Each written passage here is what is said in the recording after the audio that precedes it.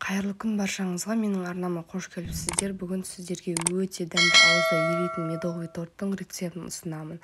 Ол үшін бірінші кезекте осылай қайнатпалы крем дайындап аламыз.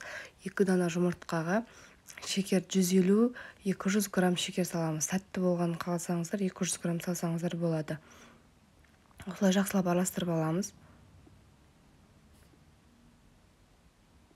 Содан соң үстіне кукурузный крахмал немесе ұн қоссаңыздар да болады. Бұны да араластырып аламыз.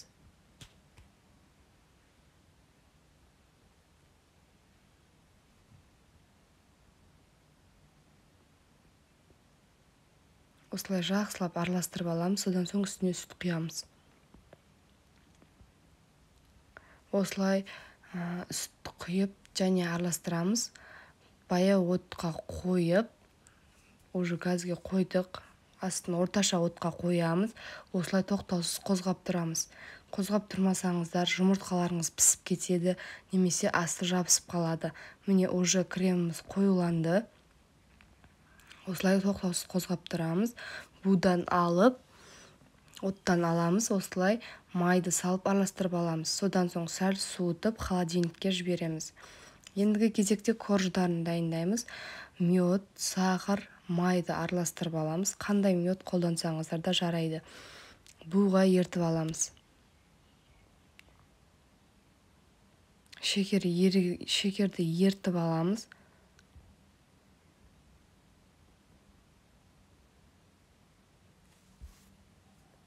Содан соң үстіне 1 шай қасық сода саламыз. Және араластырамыз. Осылай қозғап тұрсаңыздар, сода салған соң реакцияға түседі. Міне осылай көпіреді. Карамельный цветке айналғанша қозғап тұрамыз. Содан соң осылай үстіне 2 дана жұмыртқамызды салып тез-тез қозғаңыздар. Жұмыртқаларыңыз ыстыққа салған соң пісіп кетуі мүмкін. Осылай тез-тез қозғап үстіне ұнымызды салатын боламыз. Содан соң үстіне ұнымызды салып, шанышқының көмегімен араластырып аламыз.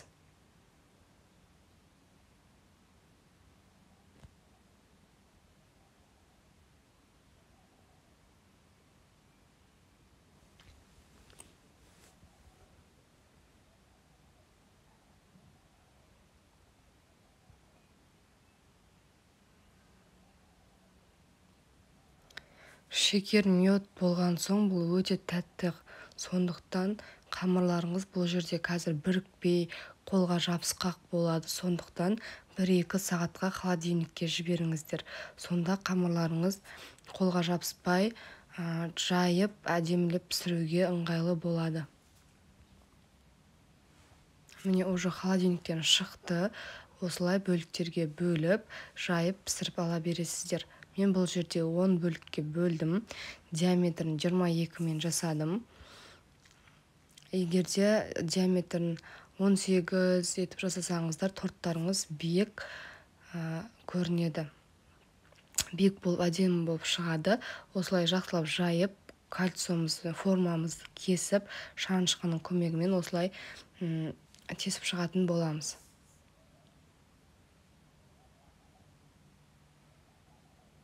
Міне өте жұқа етіп жаямыз.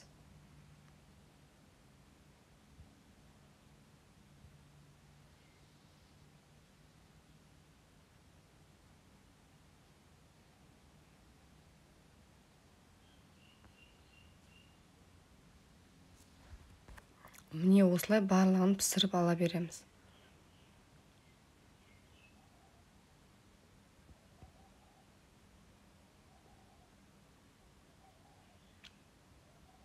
Печкаға жібереміз. 180 градуста 10-15 минутта пісіп шығады. Тез-тез қарап алып тұрмасаңыздар күйіп кетеді. Содан соң осылай крем жағып тортымызды жинаймыз.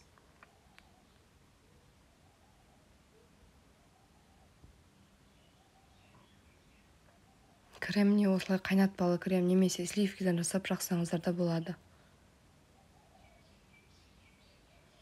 өте жұмсақ, өте тәтті, ауызда еритін торт шығады. Сол үшін сіздер де жасап көріңіздер.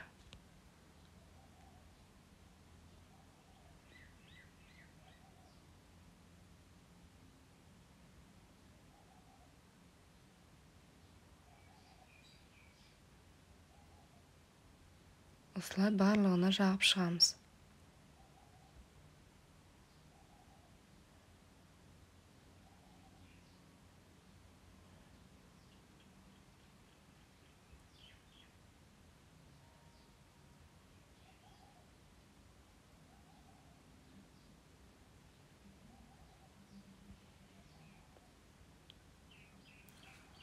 Осылай барлығын соңында жан-жағының бәріне жеткілікті етіп жағып, сыртын крошкамен қаптаймыз.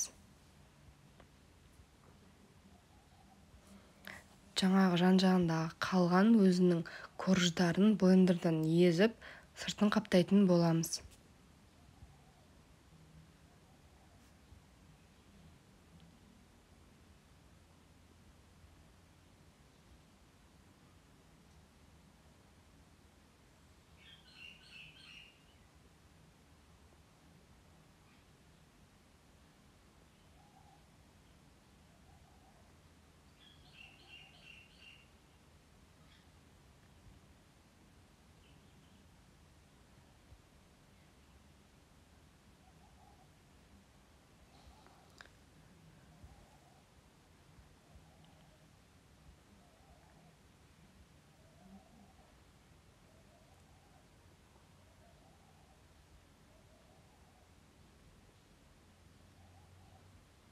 Міне осымен тортымыз дайын, ас болсын.